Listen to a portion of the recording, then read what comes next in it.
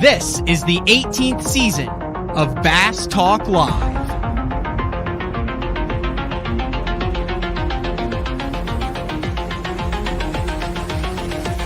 With your host, Matt Pangrat. BTL is brought to you by Lorraine's, Bass Cat Boats, AFCO, Strike King Lures, Sunline, Big Bite Baits, Spro, X-Zone Lures, Gamakatsu, The Bass Tank, Denali Rods, and Pro Guide Bags. BTL coming at you.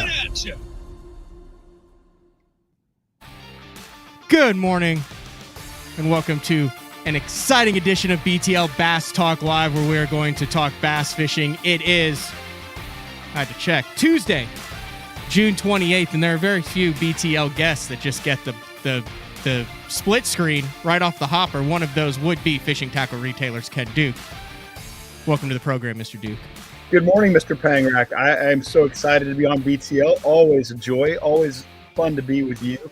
And I appreciate the initial split screen because, you know, I'm in the industry. I think I'm kind of known as a loose cannon, so I appreciate the trust. Well, that is true. We'll stay away from a couple topics that got you in the BTL timeout for the first 3 months of the Those are dark times for me, Matt. They were dark times, but hey, we're back at it better than ever, and heading into July, there's not a better guest that I could think of than to catch up with you. This is your wheelhouse, is it not? This month, July, the months of June and July, for what you do and what you love to do. This is kind of your Christmas, isn't it? Yeah, it really is. You know, July, of course, we're talking about the International Convention of Allied Sport Fishing Trades, aren't we, Matt? Say that again. Wait, say that again. International. There's the I. International Convention. There's the C. Of Allied. There's the Sport A. Fishing. There's the S. Trades. There's the T. I always love the one guy who looks it up on Google and then goes around with his GoPro at ICAST and asks people if they know what it stands for and acts like they knew what it stood for before they Googled it.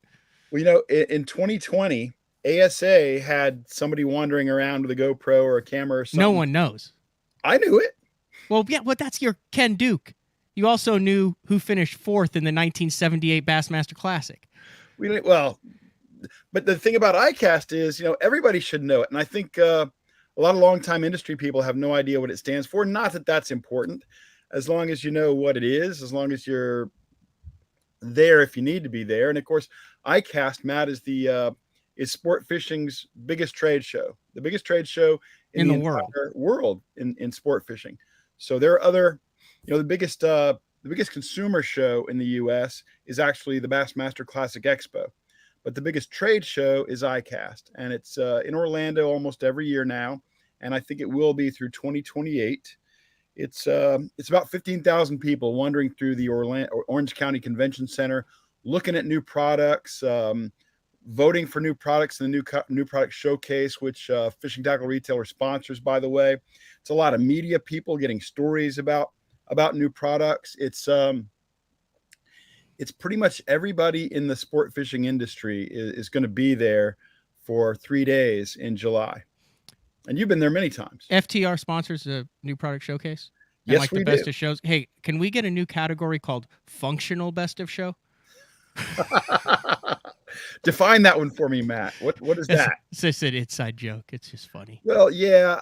What I think what Matt's talking about here is it's flash. A lot of flash is what wins. But that's new. That's innovation. Innovation is good. So you're voting on innovation and potential, I guess. Right. And, you know, one of the problems with voting on these products that you see at ICAST is you haven't had a chance in 99% of the cases to use them, to actually use it and try it. You haven't tied it on. You haven't thrown it. You haven't cast it. You haven't paddled it. You haven't turned it on or whatever, depending on what kind of product it is. And so you're voting a bit blind. Maybe you can hold it in your hand. Maybe you can see it, but you can't really tell if it works or not. And the other issue with ICAST is you nailed it. You said the flashy works. Flashy gets votes at ICAST.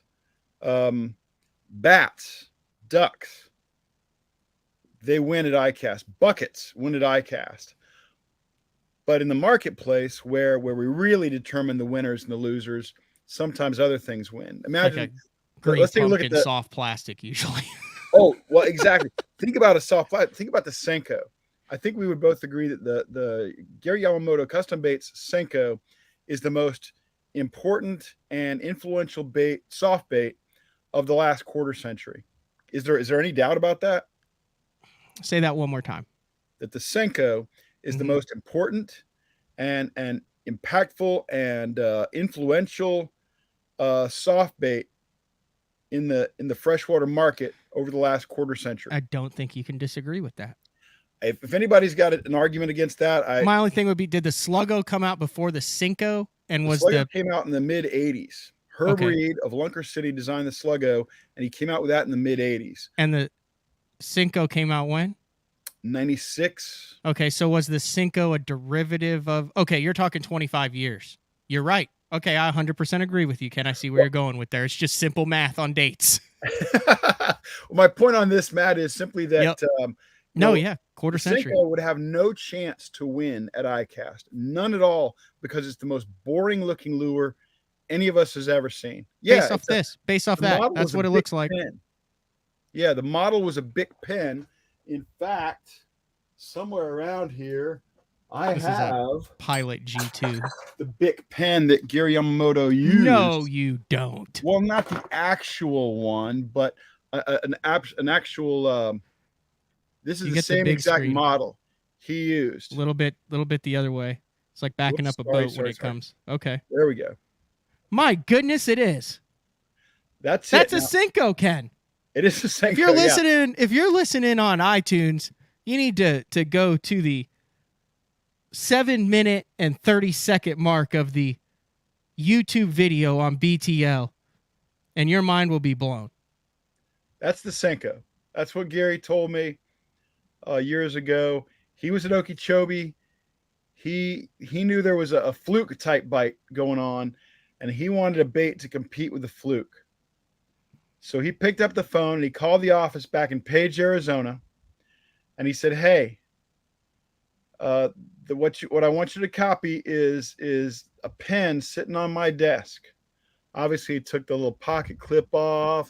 They took the little the little thing that I like to click like this incessantly all show. Exactly. But otherwise, this is it. This is the Senko. They made it.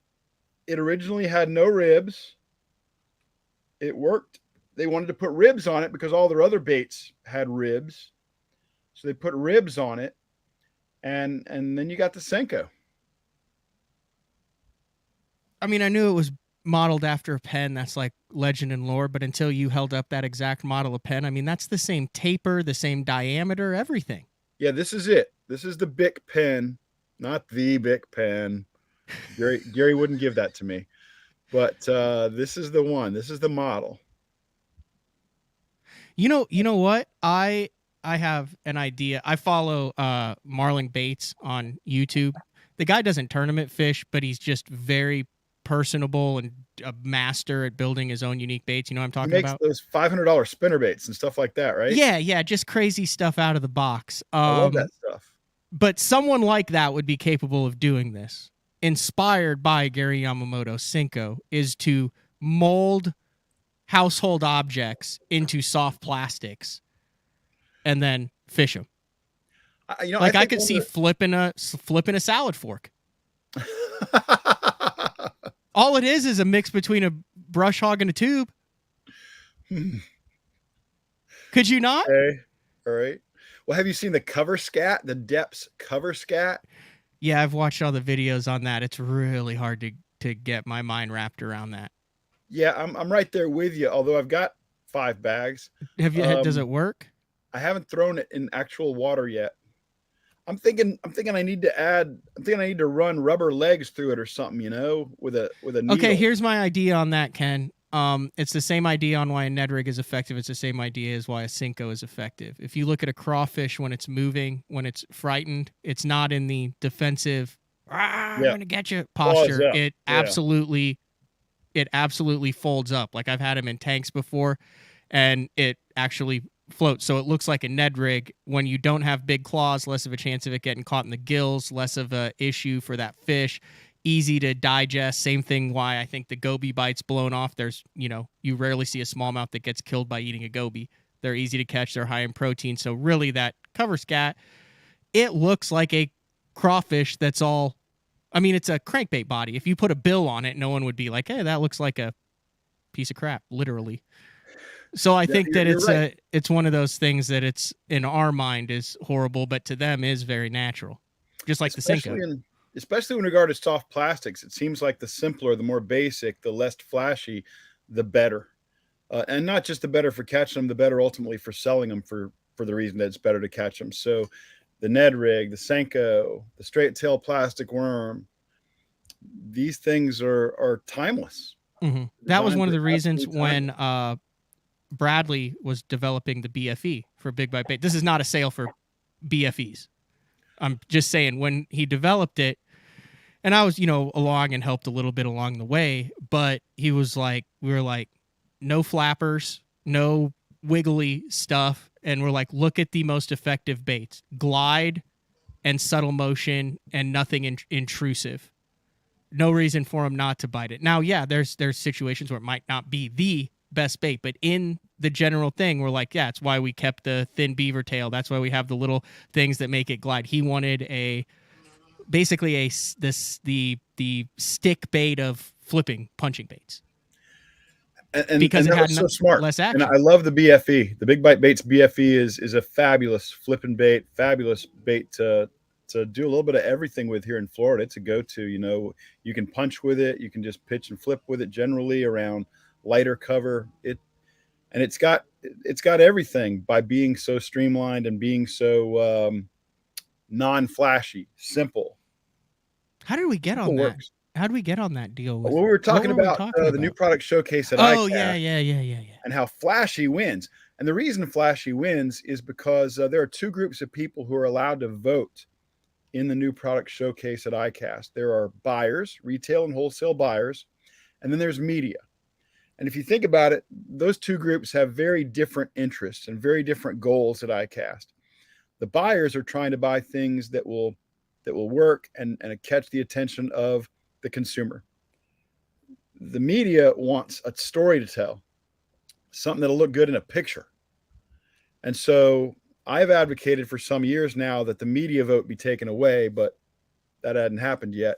But anyway, you have these diametrically opposed views, really.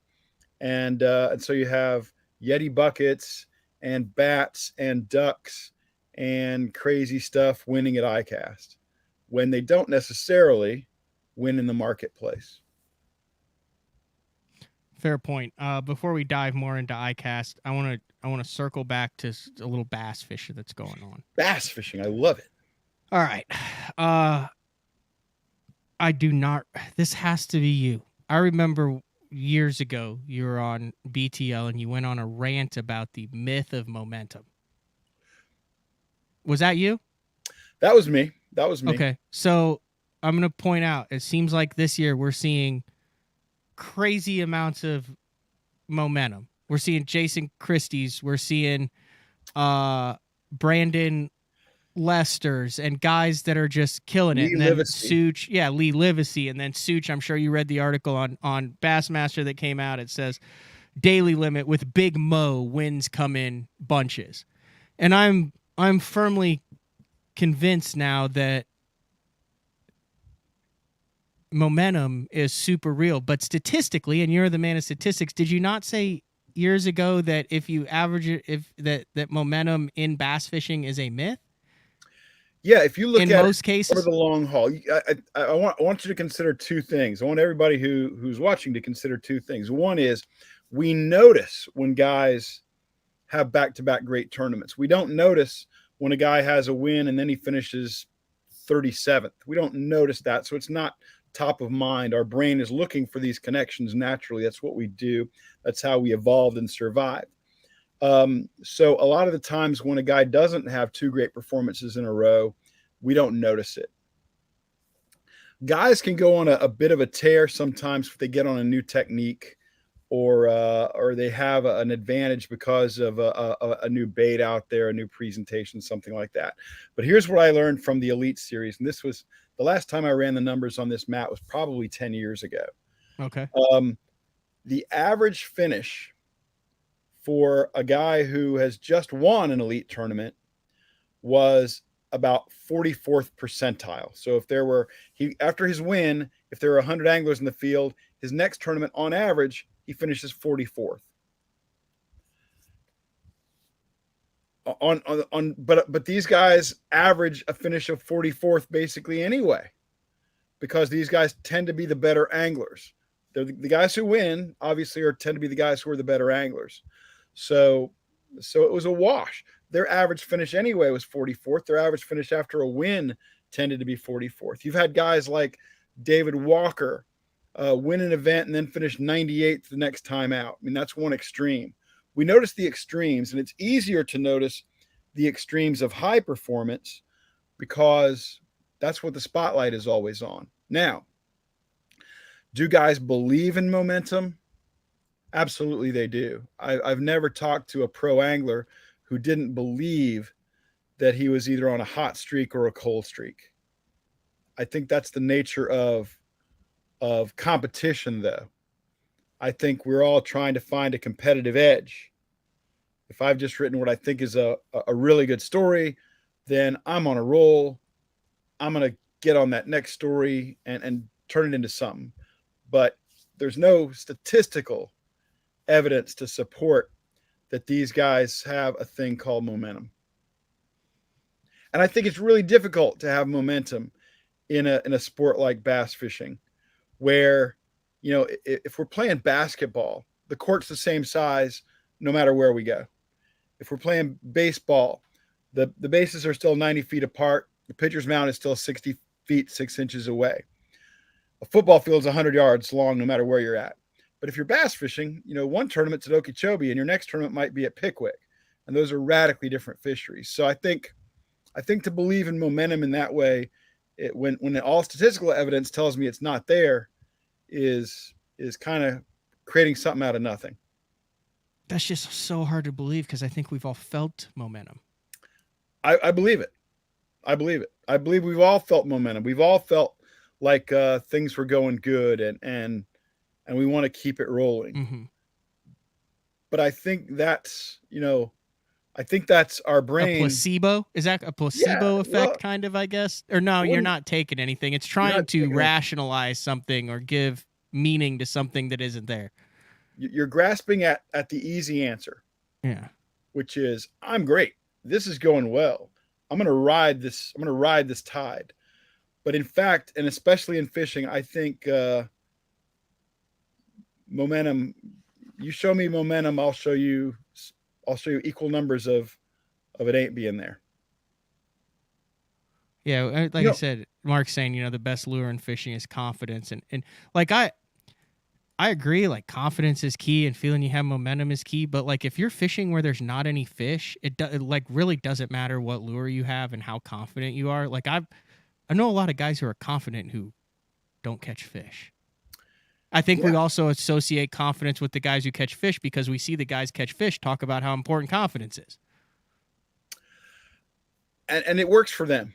Obviously it works for them. And you have to, in this sport especially, you have to be mentally tough. You have to have confidence in what you're doing because your decision-making is everything. And so if you lack confidence, your decisions are probably not going to be as strong. You're not going to follow through on them as well. And you're probably going to struggle. But if you're talking real momentum, I don't.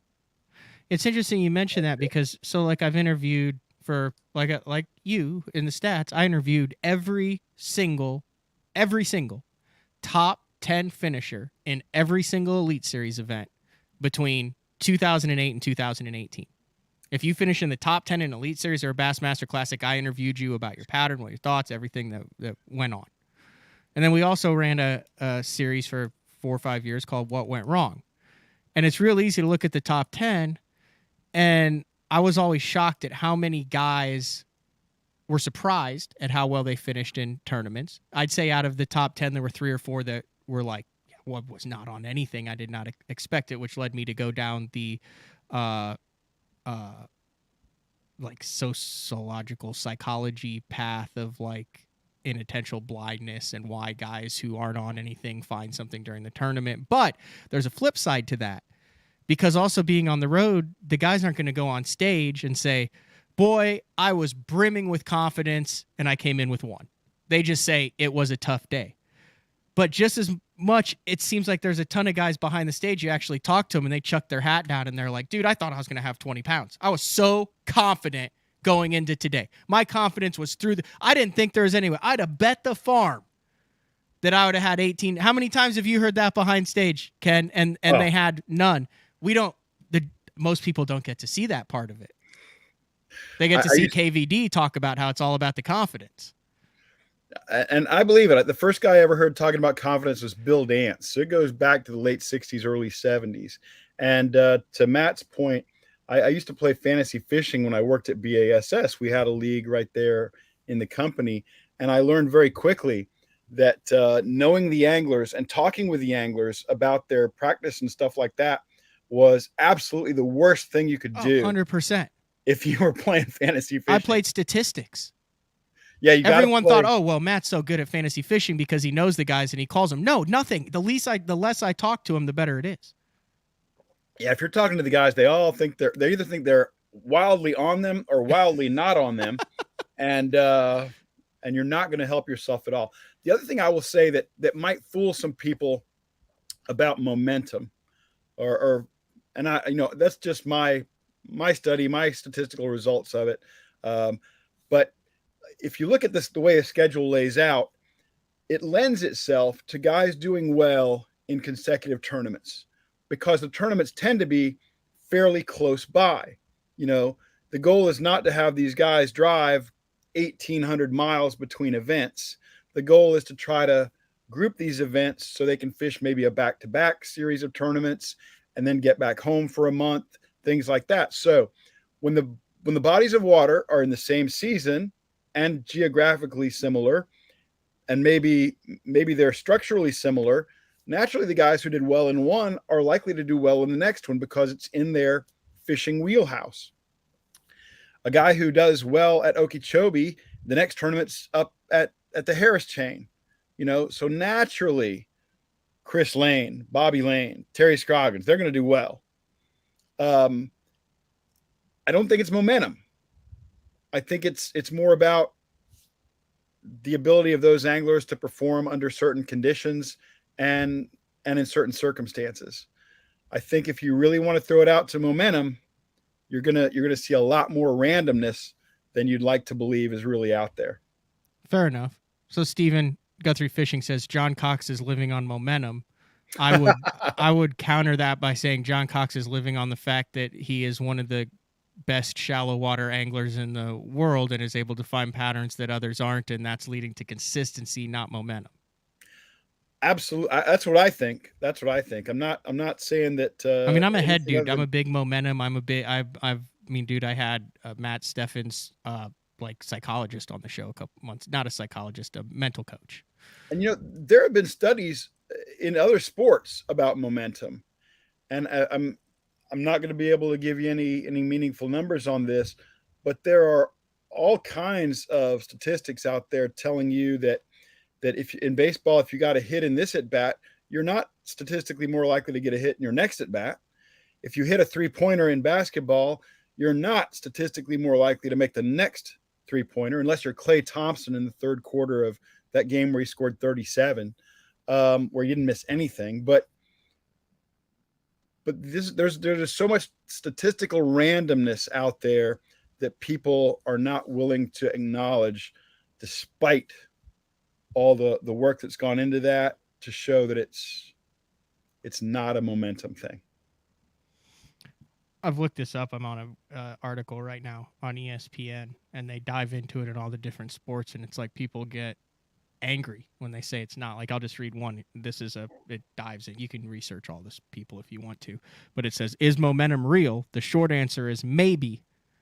The long answer is, well, get ready to dive headfirst into Pandora's box. And then it goes through all the, all the study. And that's in stick and ball sports, something that has a crowd and is tangible and is played inside specific lines and is very structured.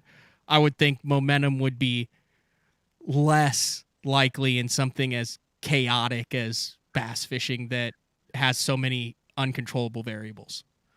I agree with you. Yeah, it's hard to imagine a sport with more uncontrollable variables than bass fishing.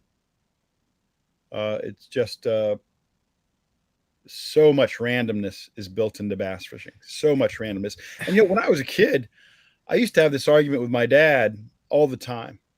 I used to argue that professional bass fishing had very little luck in it, and he argued, of course, that it was all luck because he just he knew how to push my buttons. Mm-hmm. But I wanted to believe there was very little luck in it, and I believe it is, of course, a tremendous amount of skill, tremendous amount of knowledge at work there. But there is a little bit of luck. There's absolutely a little bit of luck, whether it's based on whether your engine starts when you're out there and you can get to your spot or not, whether it's changing a wind direction and you didn't plan for that, or the fish have reacted differently than you anticipated. There's just so many variables out there. And we'll go deeper into this rabbit hole for just a moment, Matt, because by the way, you are the king of the rabbit hole as far as I've ever seen. You like to dive in, so I always love visiting with you. Let's look at the sport of bass fishing historically over the last 50 plus years since we've had what we'll call the modern sport of professional bass fishing. In the beginning, there were a handful of guys who understood things like pattern fishing, who had the top end electronics, who had the good equipment, and we called them Bill Dance and Roland Martin and Rick Clun. Those guys spent the time on the water. Those guys paid their dues. Those guys had the great equipment, knew how to use it, understood fish behavior on a much higher level than their peers back in the 60s and 70s. Today, if you were to go and look into the boats of the MLF guys, the elite guys, the equipment's the same, wouldn't you say? Does anybody have a serious equipment advantage? No, not that I'm aware of. And if it is, it gets exposed in one tournament. Yeah, exactly. So these guys are all playing with the same equipment. They've all got the Humminbirds, the Lowrances, the Garmins. They've all got similar trolling motors. They've all got Raptors or power poles. Mm-hmm. They've got fabulous boats. So the equipment edge is gone. Then let's talk about time on the water. You're dealing now with generations of bass pros who have never had what I'll call a real job. They never sold furniture. They never sold insurance. They never worked a construction job, maybe, because they've always been focused on the fishing. And so they've got tremendous amounts of time on the water. And when they weren't on the water, they were watching Matt Pangrak on YouTube and learning from Matt and his pro-angler guests. Well, not so much for me, but and they were learning. They've cut that learning curve quite a bit. And then there are the mechanical skills. Today's anglers have crazy mechanical skills like never before because the equipment is so much better. So when you've leveled the playing field of equipment and you've leveled the playing field of time on the water and you've leveled the playing field of learning, what's the one thing that we haven't diminished in the mix? It's luck. The one thing we haven't been able to diminish, to cut down on, is luck. I think there's an argument that luck plays a bigger role in professional bass fishing in 2022 than it did in 1968. In 1968, Bill Dance won everything. Wasn't any luck at work. Bill launched, Bill caught, Bill won. Then Roland Martin came along. Roland launched, Roland caught, Roland won. You're still seeing some guys dominate, though. Define dominate. That nobody dominates in between 1971 and 1973, when fields were sometimes 300 anglers, when it was pro on pro, and you flipped a coin to see whose boat you would take. You would think that'd be astronomical chances to win multiple times. Well, but hear me out. In those 3 years, 71, 72, 73, Roland Martin's average finish was top 3%. His average finish was well inside the top 10. Wow. Nobody does that today. Nobody's done that since Roland Martin. But didn't everyone have the same stuff back then? Didn't everyone have the latest and greatest rods and reels, and they all had the same man's jelly worms and spinner baits and 5600s and the same? They had a lot of the same baits. They had some of the same electronics, but you also had guys launching in 16-foot aluminum John boats with a 40-horse motor and a trolling motor on the back. You had some big variances back then. Mm-hmm. Big variances.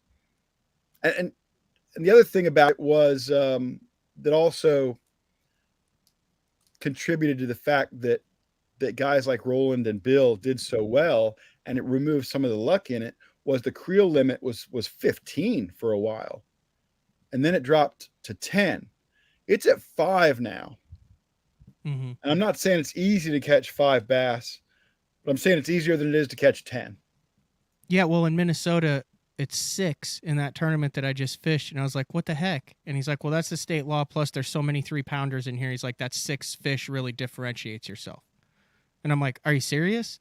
And then we started fishing and I was like, son of a gun, that 6th fish is screwing us. And he's like, see, I told you the 6th fish is hard. Like we had like all jammers and like 1, 2, and 3/4. And I'm like, dude, we freaking have like a sack. If we just, why is it 6 fish? And he's like, that's why it's 6 fish. Every time you reduce the creel limit in a tournament, you add luck to the game. You add luck. So in theory, the luckiest, hear me out on this. In theory, the luckiest high-level tournaments of all are the redfish tournaments, because you have to hope to catch a fish just under 28 inches and you can only keep 2. Yeah, absolutely. You have a slot fish and 2. Absolutely right. Yeah, there's a lot of luck to that.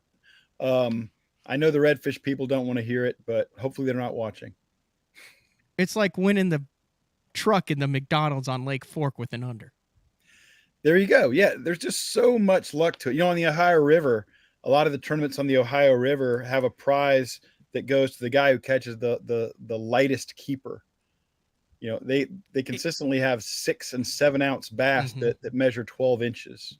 You're not saying that like Wheeler and Lee and Van Dam and all that are just luckier than everyone else, though. No, like just clear that up. I mean, there's obviously a skill gap differential, whether you want to call it innate, God-given, born, worked, more time on the water, different brain function, whatever.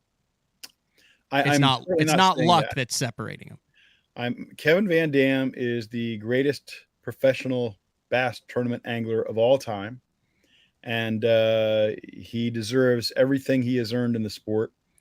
Jacob Wheeler is a generational talent. These guys are spectacular at what they do, and I'm not saying that that luck has contributed and made the difference in their careers. I am saying that when you consider the sport as a whole, I think luck may be a bigger factor in 2022 than it was 54 years ago. And as evidence of that, you can take a look at tournament big fish. For example, Van Dam won 25 BASS events in his career. Okay, 25. Nobody's come close to catching 25 tournament big bass in the 700 plus BASS events. Why? Because there's a larger element of luck in catching a tournament big bass, so that the number of guys who have done it is spread much wider.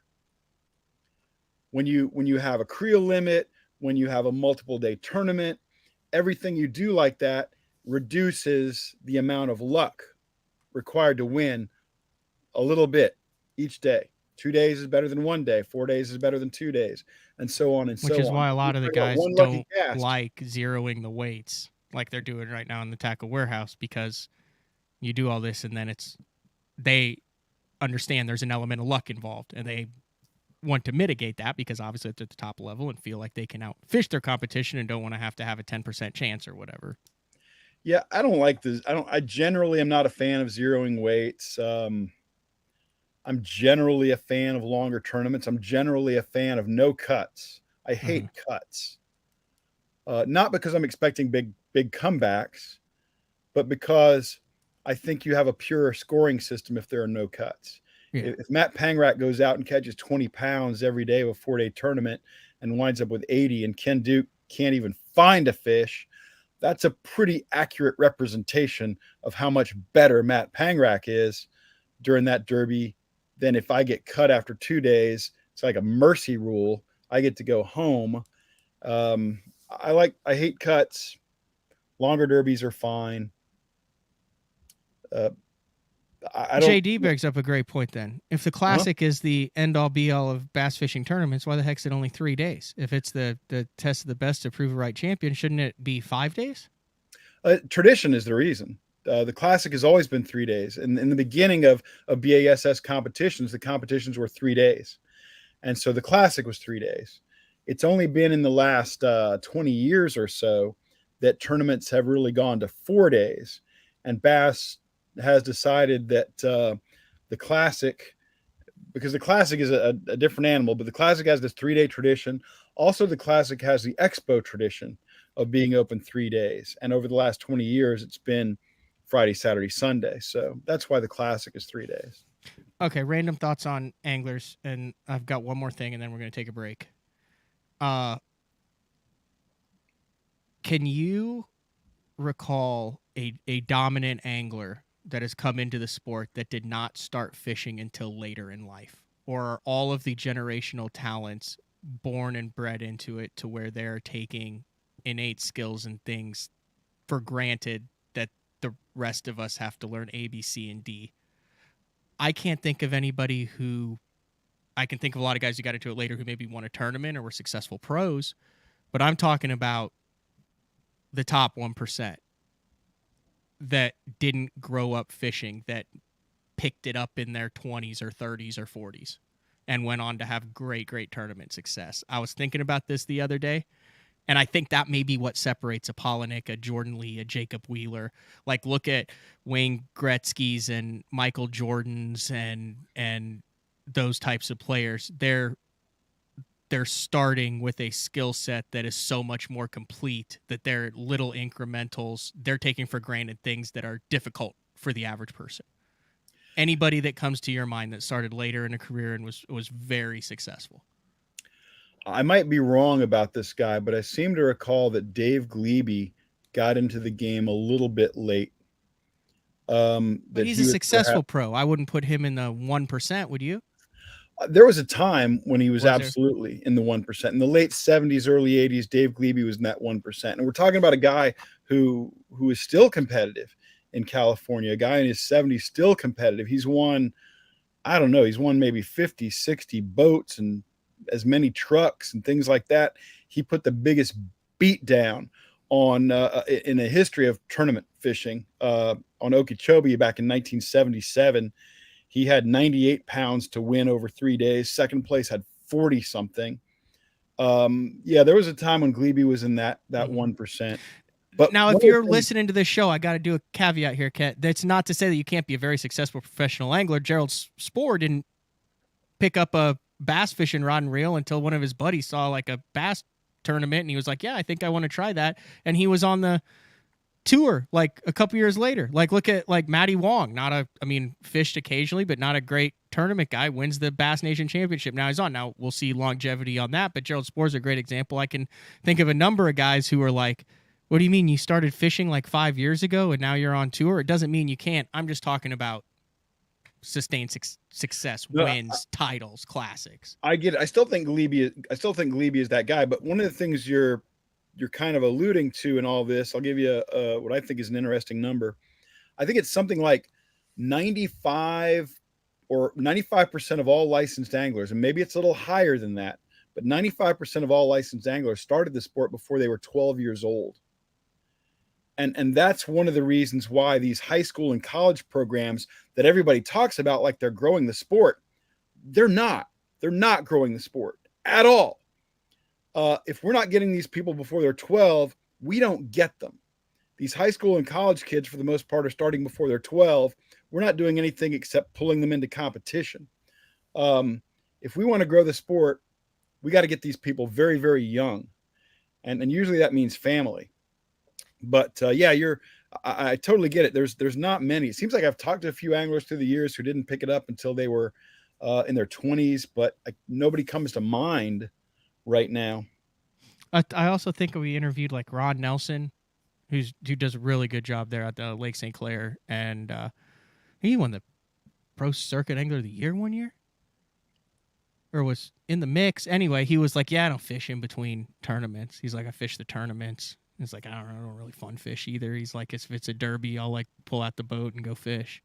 But I think that was one of the only ones. Yeah. And we were like, you and I know dozens of guys who, once the season ends, they put the boat in the garage and it doesn't come out again until a couple of weeks before the next tournament. Yeah. Yep. They do not fish in the off season. It's a beautiful thing about fishing. It works different strokes for different folks. Yeah, everybody finds their own level. Whether you have a cane pole on the bank of a creek or you spend $100,000 on a bass boat, there is a level for you. All right. We got to take a break. Ken Duke, fishing tackle retailer. More random thoughts. Hey, if you have a question, we've never taken questions. Questions for Ken Duke when we come back. How's that sound? Works for me. Hit him up in the feedback right now, and we'll mow him down. It's BTL on a Tuesday with Ken Duke.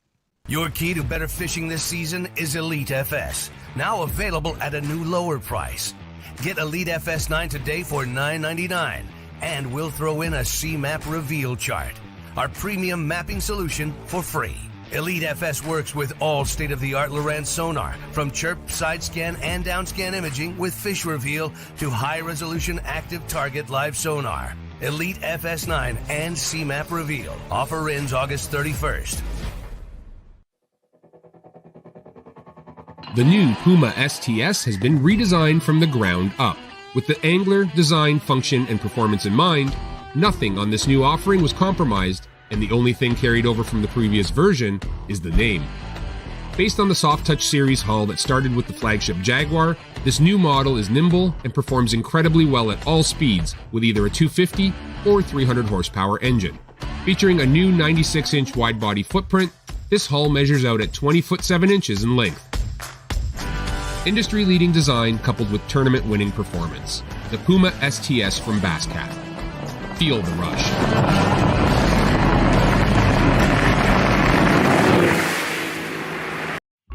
Elite Series Pro Daryl Gleason here. My Pro Guide batteries keep me going on those long tournament days and long practice days. Always plenty of juice, never fail.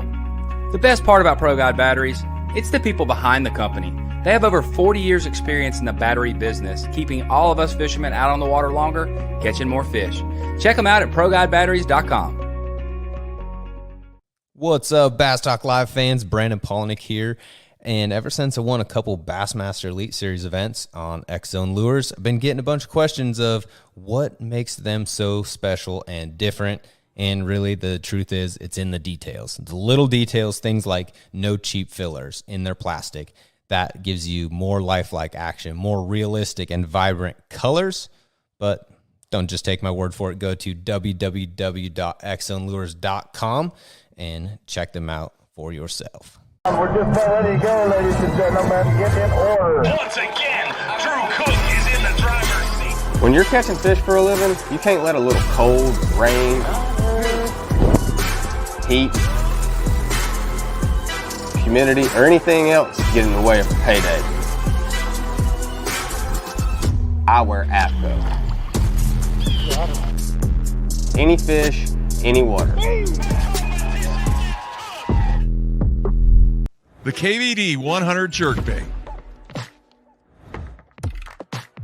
15 different colors. A perfect combination of roll, wiggle, and flash. Increased castability. 3D eyes. Premium black nickel hooks. KVD. Tie one on. Striking Lures. Welcome back. It is now time for the Ask Ken Anything segment on Bass Talk Live. I love it. As a matter of fact, I was looking at some of the comments, Matt, on the YouTube side, and I pulled a couple out if you want me to touch on them, or you've got some questions. No, start, have at it. Whichever ones tickle your fancy. Well, I'll try to address anything. You better start with the podcast, though. Okay, podcast. I've been on the road so much lately, and excuses. You know, my biggest problem is I have zero technical skills whatsoever. So actually recording it and doing those things is a real challenge to me. But I had hoped to launch it in the month of June, and it didn't happen. Now I'm shooting for. I've got a trip I have to go on tomorrow. I'm heading up to Champlain with the folks from Abu Garcia. When I get back, I am dedicating myself to getting that podcast up and running. Right now, the tentative title is going to be the Big Bass Podcast. It's going to talk about record bass, giant bass, maybe some tournament big bass and things like that that are interesting stories, at least in my opinion. So I really do hope to have that thing started if not by ICAST, shortly after, sometime in the month of July. Well, that's good. And its focus is on big bass, stories about big bass. Some of them will be fraud, world record claims. Oh, dude, this is going to be the greatest podcast ever. Well, you know what it won't be is it won't be Bass Talk Live, because I can't compete with you. And I can't compete with you on the big fish. And who doesn't love big fish, Ken? Well, I hope we all this is going to have to be a must listen to. I'm serious. I hope. I think you have a monster on your hands. I hope so, Matt. A world record. And before you move on, real quick, I know you're going up to that Abu Garcia deal. Is it? Yeah. I heard rumors that they're doing a Maxent body spray release at ICAST. Is that true? That they've partnered with Axe and they're doing a Maxent body spray, so now you too can smell like you just caught a 25-pound bag of smallmouth. I can neither confirm nor deny that rumor. Okay, back to the questions. Okay. JDiz Fishing. That's JD. He owns a kayak shop in Illinois. He was he came down and fished with me for the Bass Fishing Hall of Fame auction. Great dude. Makes incredible spices too if you're a cooker. Yeah, he asked. He's obviously a very bright guy. Yes. Right. So that's what his question's related to. He's got some skin in the game. Excellent. He said, "How has ICAST changed the influence of social media in the sport?" Great question. Because I think social media has changed ICAST entirely. And this is going to go back to when Matt's earlier days of being involved in the media part of the industry. Back around 2007, 2008, right in there, you suddenly had a lot of folks showing up at ICAST who had YouTube channels or they had websites and they had a GoPro on a stick. And suddenly they took over ICAST like crazy. The standards at that time of who was a media person versus who did not qualify as a media person were pretty loose. And so anybody with a GoPro on the stick got a media badge, walked into ICAST, and suddenly the folks in the booth, the people who are working for the manufacturers, the pro staff anglers, guys like that, they were thrilled with the idea of having a camera pointed at them. And so instead of talking to buyers, the retail and wholesale buyers, these guys were so excited about having a camera in their face. And that totally changed the power of ICAST. Now ICAST is not so much a buyer's show where the exhibitors can count on getting a lot of orders, but it's a media show. It's where you're going to get publicity and exposure for your new stuff. I was talking to Boyd Duckett just the other day, and Duckett Fishing will not be at ICAST. And it's because he says they do all their sales in February and March. Their selling season is over by the time ICAST rolls around. So they would like to see the show moved to much earlier in the year. and they're not alone. But I think the companies who get value out of ICAST these days are the ones who have adapted and have turned their ICAST experience into a media focus rather than a sale focus. There's still sales going on. People are still taking orders, but by and large, the biggest thing happening at ICAST these days is media.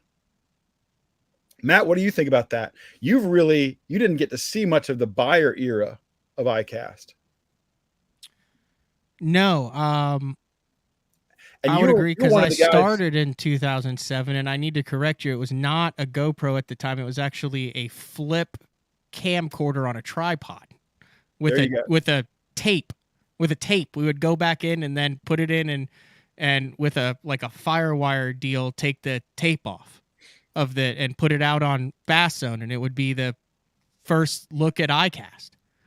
And Jay Diz, you look at Matt Pangrak, that's one of the guys who changed ICAST right there. No, that's not at all. It was Jeffries and all the other people doing it to get the first look at. It's an evolution, just like anything is. Like, hey, a blog or a midday update is fantastic when you don't know what's going on for 8 hours, and a photo gallery, and all those are still applicable, but then you get 3 or 4 midday up, and then you get 10 minutes alive, then you get half an hour live, then it's live from 10 a.m. to 2 p.m. Now it's live from first to last cast and the weigh-in. There's just a natural progression of things. I think you're seeing the same thing with ICAST. Absolutely seeing the same thing with ICAST. And one of the reasons why that changed at ICAST, one of the reasons there was so much media at ICAST was because the industry kind of grinds to a halt in July. The tournaments kind of stop because it's hot. Fish care becomes more of a challenge. And then the bass fishing world, I was at BASS at the time, but also entities like Bass Fan, Bass Zone. They said, we got to do something to fill this. Tons. This gap. Wired to Fish, Advanced Angler. There used to be one called the Bass Holes, Bass East. Was Western Bass out there? Bass Resource. Yeah, there's tons. Yeah, they converged upon ICAST as a content opportunity, and it's just continued. Yeah. So JD has a great question there. He had another question too. He said, what are the benefits of going to a small retail tackle shop versus purchasing online? And that's something I deal with every day. Fishing Tackle Retailer is a publication that's received by about 98% of all of the retail tackle establishments in the U.S. That's everybody from Bass Pro Cabela's to the guy on the corner selling live bait. And I hope there's always going to be a great place for the small independent retailer. And the reason I still love those retailers is, it's a new experience every time I go into one of those shops. But the virtue of those shops is they're going to be more plugged in on their local fishery than anybody online could ever be. You might be able to get a wider selection by going online to Tackle Warehouse or BassPro.com or Tackle Direct or anybody else, but because they're going to carry so many more SKUs. But the guy in the independent tackle store, not far from the banks of your favorite fishery, he's going to know what works out there. And he's not going to carry the fluff. He's going to carry the stuff that actually works out there, that actually moves. He's going to have insights that the big online stores don't have. And he's going to have a real stake in your success or failure on the water. The online guys are involved, and they certainly want you to succeed. So he'll come back and buy more stuff. But the independent guy, he's all in, and he talks to people in your area about what's happening out there, and is going to have a lot more insight than the big boxes or the online folks could ever have.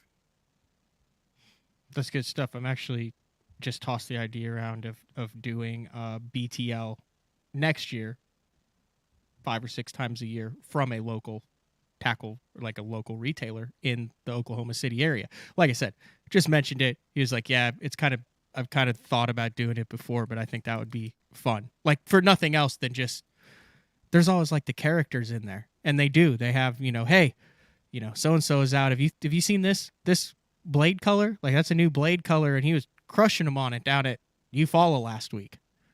Really? No, I'll pick a couple of those up. Did you catch a giant or something? What's that?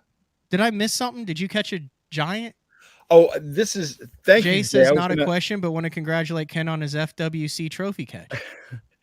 You got Jay Diz, now you got Jay Priest. Does anybody watch the show who's not named Jay? We got Clay. We got Jay and Clay. So they all rhyme. But thank you, Jay. I appreciate that. No, that was a catch I made back in December. I was on the Game and Fish magazine tackle test, and I caught that fish on a chatterbait and a loose cranking rod, actually, and some braid. That loose cranking rod makes a great chatterbait rod if you're throwing braid. But what it was, it weighed 8.5. It wasn't a giant. It was a really good fish, but it weighed 8.5. And the reason I wanted to register that is I wanted to get more people involved in Trophy Catch. Trophy Catch has been kind enough to involve me in some of their marketing. And also up at Bienville, I noticed that although there are a tremendous number of fish over 8 pounds caught at Bienville, very few of them are actually registered on Trophy Catch. And that's kind of a shame because people need to know how good that fishery is. But thank you, Jay Priest. I appreciate the congrats very much. Let's get one that do we need to I think we might need to put a timer on this one because this could go a number of directions. You saw this one too, didn't you? Which one is that? With bass total numbers in flux, obviously talking about the correct quote unquote number of Elite Series anglers in the field, which max was what, 113? It got up to like 114, I think. 114, minimum 75. Or 77 or something like that. I can check that. Roundabout though. You know, I don't care. As long as we're within one or two. Yeah, you're very close. Okay. With bass total numbers in flux and anglers having different sums of years being averaged to decide their future. So like there's an entire show in this little segment right here with different sums of years averaged to decide their future. I've not dove into that on BTL. I'm not sure if I want to dive into that, but it just has to do with parity in ranking your season and requalifying. I'll leave it at that. Fair enough? You know what I'm talking about? I do. Like I said, I really want to do a segment on it. I want to make sure I have all my ducks in a row before I go down that road. It's not bad. It's just a weird way they're doing things potentially this year. And I wish they would stick with something. I wish they would pick a plan and stick with it. That's always been an issue. Okay, so then, God, this is a loaded question. Ken's thoughts on the Legends exemption and if it needs to go. I love the Legends exemption. I was at Bass when the Elite Series started in 2006. And at the end of the 2006 season, the plan had always been to cut some anglers and to bring in the new blood. There were 106 anglers that started that season. One of the guys who got cut that year, because he finished 106th, basically, was Jimmy Houston. Jimmy frickin' Houston got cut. This is like saying, I can't throw as well with my left hand as my right. I think I'll just chop it off at the elbow. I don't think many people realize he was even on the Elite Series. He fished the rookie season. He fished the first season of the Elites, and they cut him. I told my bosses, I said, this is the stupidest thing I've ever heard of. I can't believe you're going to cut Jimmy Houston. Have you not seen how many autographs this man signs? Have you not seen how popular he is? He is the most popular angler in the field, and you're going to cut him? Why not just shoot yourselves in the head, which actually would have been a better option. Easy. We don't need another don't go. You're not headed towards timeout again. Okay, so Jimmy Houston gets cut. Let's pick it up there, Houston Ken. Gets cut. It was the most ridiculous thing I've ever seen, Matt. Yeah. I don't believe in holding on to guys who maybe don't have the kind of legacy of a Rick Clunn or a Jimmy Houston or a David Ftr'S or I am all for the Legends exemptions. But in golf, there's nothing like seeing these guys tee it up in their 60s at St. Andrews and in the Masters and stuff. They've earned that right. Whether they've earned that right or not, I'm not even going to use that term, because for me, it doesn't work that way. For me, it works this way. The reason we have the sport is because of the fans. Okay? You, me, the folks watching BTL right now, we are the fans. If you're not serving us, get out of the way. If you're not serving us, we don't need you. And I want to see Rick Clunn compete for as long as Rick Clunn wants to compete. Same for David Fritz and Jimmy Houston. And I'd love to see Bill Dance and Roland Martin out there. If these guys want to compete, bring them on. Now, that doesn't apply to the guy who tried it back in the 70s and bombed, and now he's 80 years old but wants to get back out there. No. They've earned that. That's what Clay says. He says the impact. rules got to be the same for everyone. Can't be running protection for guys who don't perform. They're not running protection for guys who don't perform. The reason those guys are around and you know their names is because they have performed. Like, it's not like everybody's still on. I think the Legends exemption is good. Like I said, golf is a perfect example. There are a number of guys who tee it up in the field, and they know. Was it Tom Watson? Did he almost win the British Open a number of years ago at like 59? He missed like a 6-foot putt for it, and it was crazy that he even made the cut. And I think of that when I see Rick win a tournament. It's a little different in fishing now. Rick's still very capable. But I'm just saying, I don't think you're running protection for him. Here's the one thing I've learned with the split, Bass, MLF, and with this PGA Live Golf split, Ken. Yeah. The importance that we put on it is based on the history of it. And the reason that I'm on the edge of my seat for a guy winning the U.S. Open that I've never heard is because of the 115 years behind it. Yeah. Those are the guys that add the legitimacy to it. A guy who teed it up in the 1971 Bassmaster Classic and weighed in 12 and 15 fish. It's the same reason why I can't get into the Live Golf thing. I'm watching it as an anomaly, but like, yeah, a guy wins and there's millions of dollars. Who cares? The history isn't there. And until the history is taken away, I don't think you appreciate the history of sports. The Stanley Cup is important because when the Avalanche lifted it up over the head, it's the same cup that Wayne Gretzky lifted over his head and the same cup that Gordie Howe lifted over his head and the same cup that Bobby Orr lifted over his head. It's the history behind it, and we literally have living history in the sport in a deal where you're not taking spots away from people, you're adding legends to it. And it's not like there's dozens of these guys that were wheeling out there in walkers and strapping them to the front deck of the boat and wishing them well on Lake Erie. I mean, they're still competitive. That might be interesting too.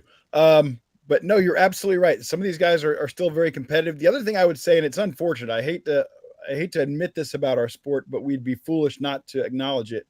Our sport is not as strong as golf. Our sport is not that powerful, not that economically powerful. I'm not talking about fishing. I'm talking about tournament bass fishing is not that economically powerful. We need these guys. We need the things that will bring the fans out. I wish it had started back in the early 70s when the Classic began, but I wish the Classic champs had a perpetual birth. They would always be invited back to fish the Bassmaster Classic. But since that's not been the tradition, I'm kind of on the fence as to whether or not that should happen. What's that? How amazing would that be? Yeah, it would be amazing. And you and I speak a little bit about it from the media perspective and how great a story it is if Jack Chancellor launches again in the Bassmaster Classic. If Bobby Murray launches again in the Classic. He would be doing. I had him on the show last month after Ray passed, and I was like, dude, I'm pretty sure this guy could still sling it. I guarantee they would still be out there. He had to cut the interview short because he was going out to fish Washita in the summertime. Who does that? It would be amazing. It would be wonderful, but since it hasn't been the tradition, I don't want somebody to be able to rack up 1,000 Classic appearances just because they won one when they were 22 or 23 years old and thereby surpass what Rick Clunn did in qualifying on the merits for 32 of them. But I wish it had started that way. I wish there were an automatic berth for life. And I love the Legends exemption. And I think if bass were smart, they would expand it. Like I said, it's an addition. It's not an instead of. So like Brian says, so Paul Mueller gets sent home because he had a couple bad years, and Fritz gets to stay, and he's below Paul. No, if it's Fritz is on there not instead of Paul, Fritz is on there in addition to Paul, and Fritz gets to stay because he's won the Bassmaster Classic and over millions of dollars in Angler of the Year and 5 tournaments, and you know what I mean? Like, I'm just saying, like, I feel like an angler like that has earned that. Not that Paul hasn't, but I mean, if Paul, wins a classic and couple Angler of the Years and is around for 30 years, then absolutely Paul should get kicked off. Now, I'm not, even though I say I like the Legends exemption, and I bet you'll agree with me on this, Matt, I don't think it's perfect. I think it could be reshaped. I think in addition to winning an AOY or winning a classic, maybe if you've qualified for 10 classics, maybe if you've won 4 or 5 events, I think there needs to be more to it, because right now, I think classics and Angler of the Year. Well, let me throw an example at you. That makes Luke Clausen a legend and Shaw Grigsby is not. No classics, no Anglers of the Year. So is Luke Clausen a legend, but Shaw is not? Luke is definitely a legend. He's won a Forrest Wood Cup, over $1 million, and a Bassmaster Classic. He did it at some of the youngest age. I would consider Luke Clausen a legend. It's just okay. Is Robert Hamilton a legend, but Shaw Grigsby is not? Oh, Robert Hamilton's a legend. No, maybe. Shaw Grigsby's a legend. Shaw Grigsby's absolutely a legend, but he doesn't qualify under the current legend exemption. I know, but don't you always? This is where it gets tricky. Aren't you always going to have it? There will always. But who is he a legend and who's? There will always. You have to have black and white. You can't have it gray, because once you start saying make an exception, then how do you? That's the whole point with the qualification. They want it black and white. Just expand it to 10 classic appearances. Now Shaw's in. Just expand it to 5 BASS wins. Now Shaw's in. Okay, I'm with that. I understand that. I would love to see the numbers of how many. Like, there's got to be a combination of things that qualifies you. Because, I mean, how do you choose 5 wins instead of 7 wins, or 10 classics instead of 12 classics? Like I'm saying, there would be a deal where you could sit down with a group of people and everyone would agree on, and then obviously people would disagree with it, but everyone would agree on this, and then you look at the group that qualifies as that, and they say, okay, this is legend stat. But then what do you do when you've got, I guess that's just for bass. It's not for the sport as a whole.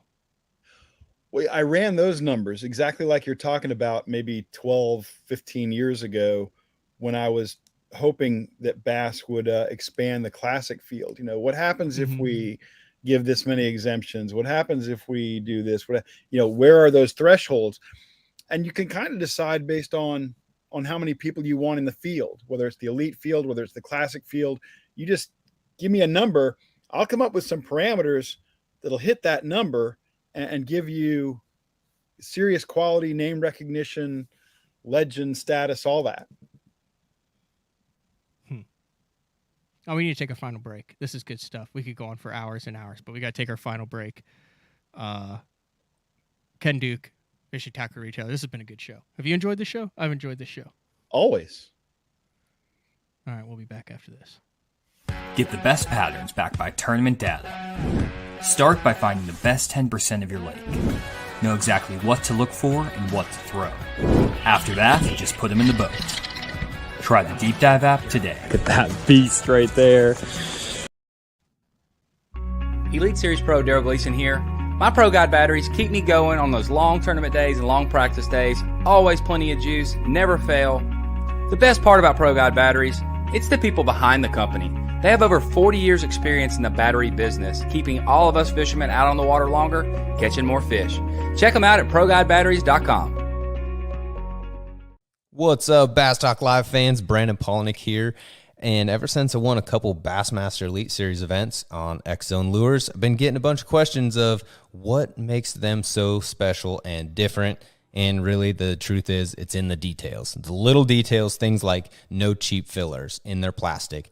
That gives you more lifelike action, more realistic and vibrant colors. But don't just take my word for it. Go to www.xzonelures.com and check them out for yourself. Vibrating jigs are a great choice for any time of year, and the Kamikaze Swim-On is a perfect match for any vibrating jig. 2 sizes and the unique tail design gives it a bait fish profile and a great swimming action for realism. There are 17 colors. See them all at bigbitebaits.com. The Spro Little John crankbait has been around for almost 15 years, and it is one of my go-to crankbaits whenever I need a fish in the boat, so you can never have enough new colors. That's why Spro's coming out with a handful of new colors, including Pearl Shad, which has this bleached out white look, but it's got this pearlescent, really, really pretty. We've got Copper Shad, which looks amazing in the water. It's got that purple flake on the back, really, really pops in the water. And then if you want some real pop, we've got Sparkle Shad, nothing but sparkles all over this thing. And then last but not least, we've got the matte Sexy Shad, just a really different looking color for a crankbait. So you want to give them a little different look. That matte Sexy Shad is definitely the one to go with. All these colors are available in the original Little John and the MD. Combining one of the most popular hook styles with Gamakatsu's beefier Superline offering, the Gamakatsu Superline Offset Round Bend delivers the strength necessary to target big fish in heavy cover. Well suited for braided line and heavier fluorocarbon, the Gamakatsu Superline Offset Round Bend is built using stronger Superline wire that allows anglers to easily fish a finesse worm around heavy cover.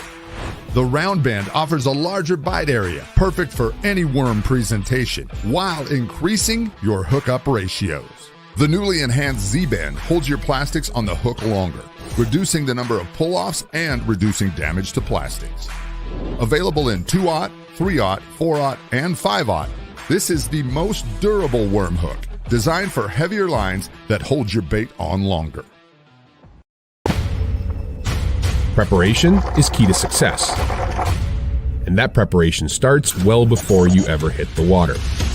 You're only as strong as your connection to the fish, and your line is that critical connection. Confidence in your line every minute of every day on the water is a necessity, and failure, it's not an option. Sunline makes the fluorocarbon, nylon, and braided lines to give you the strength to guarantee your confidence. Welcome back, BTL on a Tuesday with Ken Duke wrapping things up. I always like that Sunlight commercial. They absolutely jack them in that thing. If you look at just power hook sets left and right. JP DeRosa does a great job, doesn't he? Yeah, he does a lot of Bass Cat stuff too, and it's like a lot of it's like solo stuff too. He was at one of the Bass Cat dealer meeting stuff, and he was around doing all the camera stuff. And then I see the commercial come up, and I'm like, he's got it going on. Does he have a show up in Canada too? Oh, you're asking me tough questions. If he doesn't, he should. How about that? Hey, here's a tough question. I'm just kind of curious. There's been a lot of time that's passed since then. So the Clausen deal. So Luke won the Florida Classic, and it was the wraparound year before they did the Classic the following February, and the Elite Series season started in 2000. So it went from the Tour to the Elite Series season in 2006. So 2005, 2006. Luke did not fish on the Elite Series in 2006. Why did he not why did he not fish the Classic the following year again? Like, just the truncated version.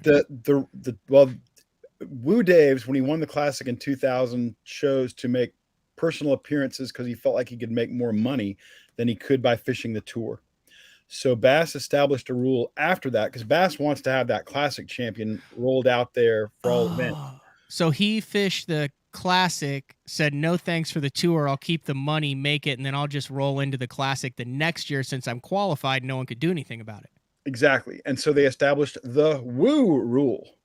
And if you wanted to defend your Classic title, you had to fish Bass's highest level, which is currently the Elite Series. And it was the Elite Series after Clausen won the 2006 Classic on the Kissimmee chain.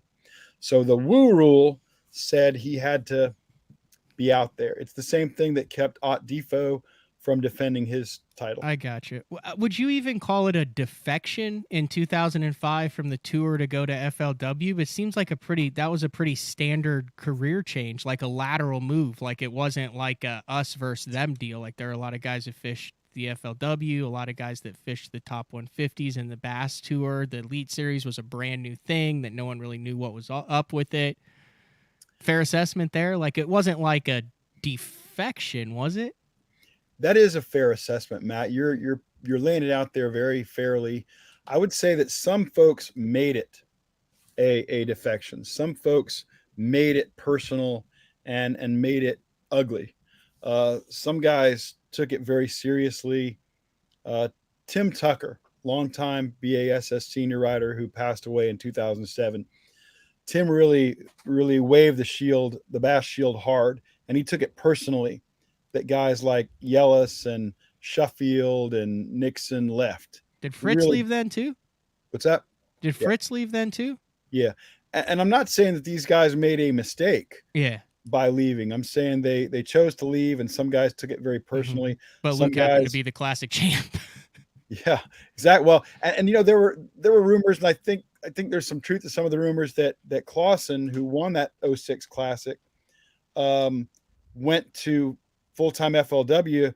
I think he got a hefty payment to do that. He was lured away, and you'd have to ask Luke that. I don't have personal knowledge of it, but I believe it's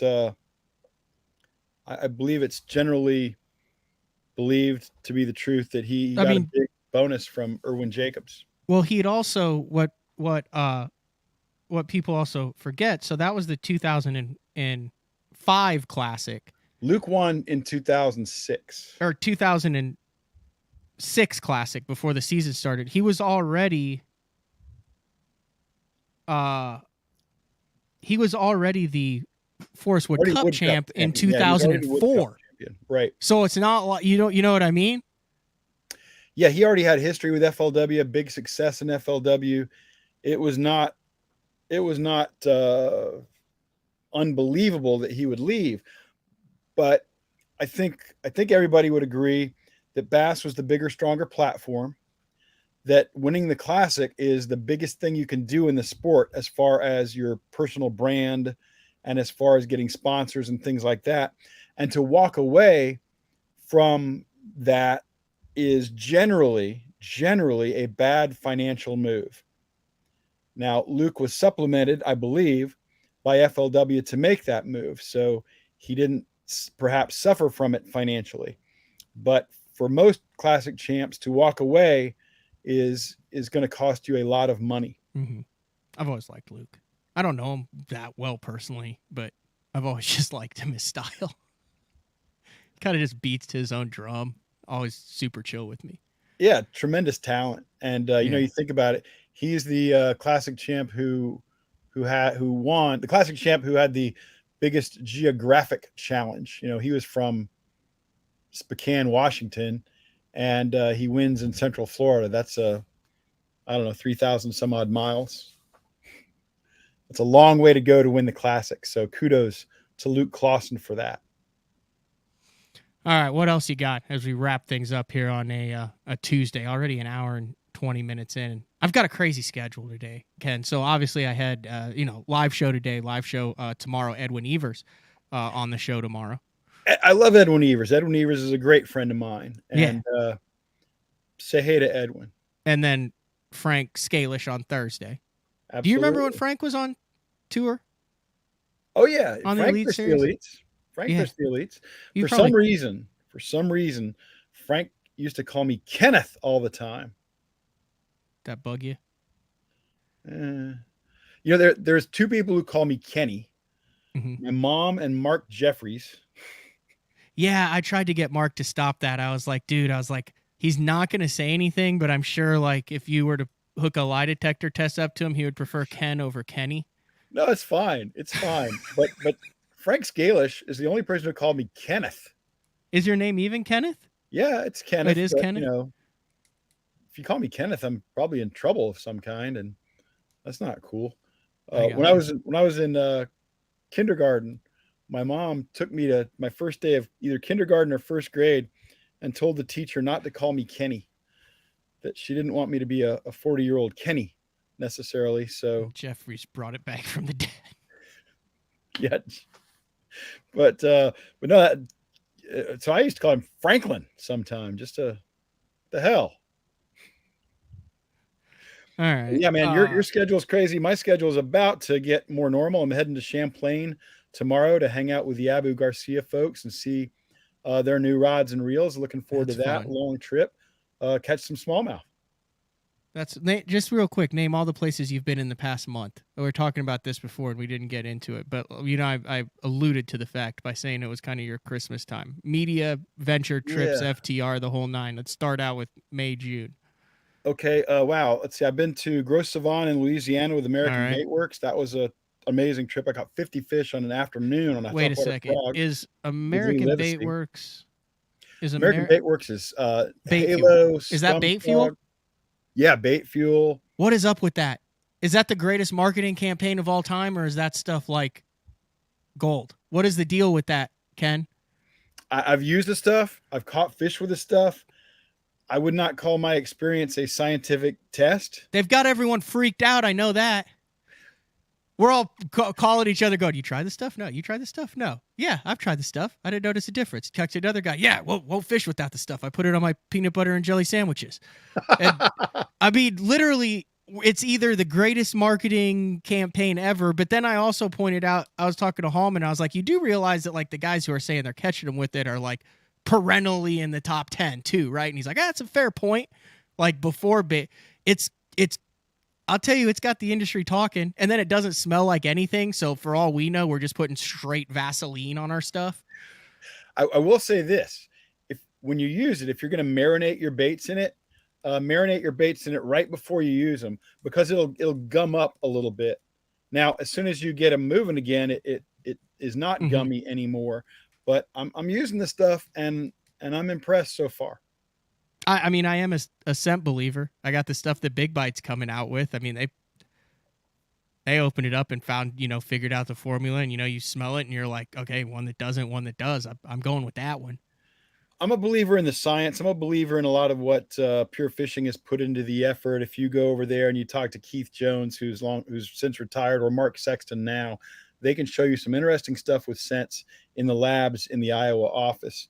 Let's see. Other than American Bait Works at Gros Savant, but highlight was Lee Livesey 50 frogfish.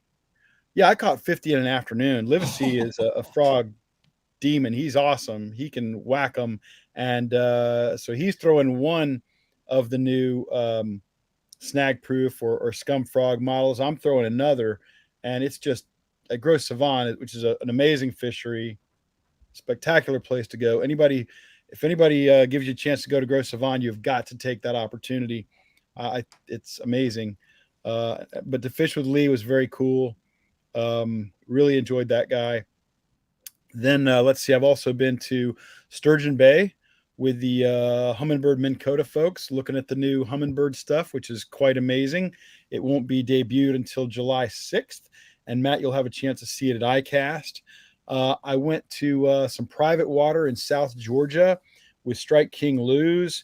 I got to fish for some Titan bass, which are some genetically selected bass. There's an amazing hatchery program going on. They are trying to grow bass bigger, faster, more aggressive, and hopefully one day a world record. I went out here to give you an idea of how good this place was, Matt. I got to fish this small private lake where these genetically selected bass have been put. None of these fish were over 4 years old. All of these fish were female. I went out with Greg Hackney in the morning. In the first hour, we caught only 6. And we were asked to bring all our fish in for a weigh-in, excuse me, because these fish all have a computer chip put in them and they can identify them. So we brought our 6 in. After 1 hour of fishing, our best five weighed 39.9 in an hour. How old were they? 4 and younger. Okay, I'm on this website. The name of the bass is copyrighted. I'm sorry? Titan bass, like the Titan name. bass. That's the it's copyrighted. It's got a little R next to it. They are 4 years old and they're 8-pounders. Well, the biggest fish caught out of that lake that day was right at 10. Brent Chapman caught one. Shaw Grigsby caught one right at 10. The biggest bass in the bag that in the first hour that Hackney and I had was 8.8. These fish were not, it wasn't a fish every cast, obviously, because it took us an hour to catch 6. But the top 5, were right at 40 pounds. Are they going to have a world record in a couple years? I don't know. Depends on who you ask. I mean, I'm excited about what they're doing. They've got an amazing program. They've got an amazing facility. The gentleman who owns all of this, and I didn't get a chance to meet him, he's a very avid amateur bass angler. He wants for his children and grandchildren and generations to come to be able to have great days on the water and catch big fish. He's also trying to break even with it. So these fish are for sale. And, obviously the primary market is going to be other private lake owners, but potentially these genetics could be anywhere. These were all pure Florida bass, by the way. I feel like this is a fishing movie that's going to feature like Matt Damon or Tom Cruise. There you go. That's what we in the Titan talk bass. About a bass boom. That would do it. A Matt Damon, Tom Cruise bass movie. It just sounds like a genetic. I'm on the website now. It does it. It says faster growth, larger ultimate size, gender identification, and greater catchability. Greater catchability is where I was referencing the aggressiveness. There are 2 lakes out there that have some of these genetics in it. One is called Eagle Lake. It has some of the genetics.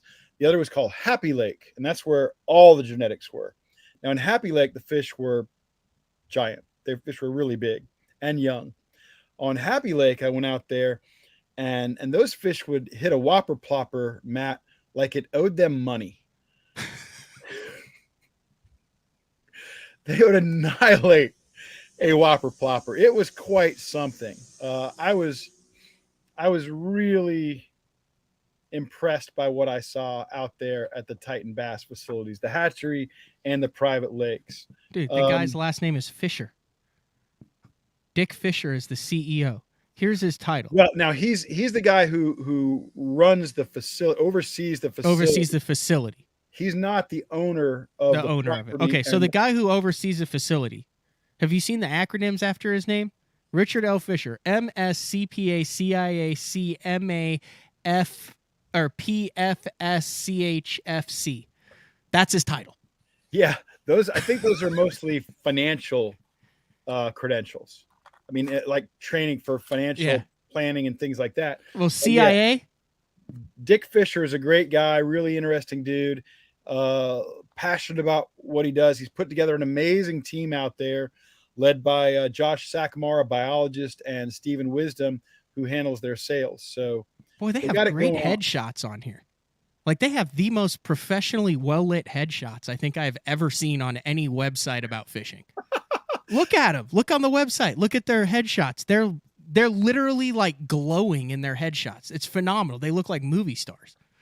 They've got an amazing facility, and it's quite impressive. There's some money behind that effort, and it was a great junket.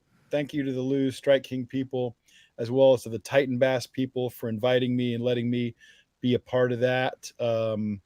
Then I just came back on Friday from a writers conference on Gunnersville for Ducket Fishing, Bill Lewis Outdoors, and Yamamoto. And that was hosted by Boyd Ducket at his home on the lake. So I got to see Boyd's place, which was wildly impressive. And one of Boyd's guests there, who just happened to be staying there while the junket was going on, was Gary LaVox, former lead singer of Rascal Flatts, a great guy who loves his fishing. You've just been rubbing elbows with genetic freaks of nature and famous artists and a lot of great bass pros too.